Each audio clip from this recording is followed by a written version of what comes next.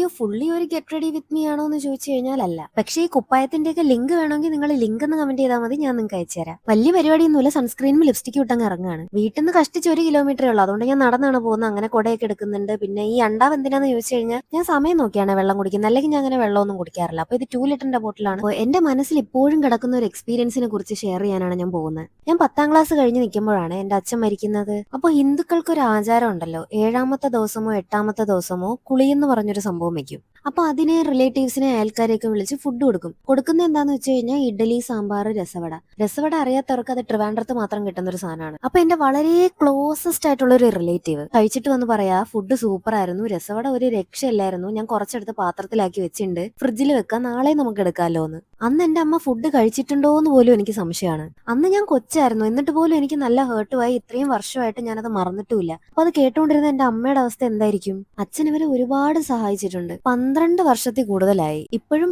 7 അക്ക സംഖ്യ ക്യാഷും അമ്മയുടെ താലിമാല ഉൾപ്പെടെ 4-5 പവനുമാണ് തരാനുള്ളത്. ഇത്രയും ചതി ചെയ്ത് ഇതെല്ലാം കൊണ്ടുപോയി തിന്നിട്ടും എന്റെ ഏറ്റവും സ്പെഷ്യൽ ആയിട്ടുള്ള എന്റെ എൻഗേജ്മെന്റിന്റെ അന്ന് വന്ന് ഒരു കാര്യവും ഇല്ലാതെ അത്യാവശ്യം നല്ല അലമ്പ് കാണിച്ചിട്ടാണ് ഇവർ പോയത്. ബൈ ദ വേ, ഇതാണ് സെൻസർ സോളാർ ലൈറ്റ്. അപ്പൊ ഞാൻ പറഞ്ഞു വന്നത്, മരണ വീട്ടിലെ ഭക്ഷണത്തിന്റെ രുചി മനസ്സിലാവുന്നത് സ്വന്തം വീട്ടിൽ പാചകം ചെയ്യേണ്ടി വരുമ്പോഴാണ്.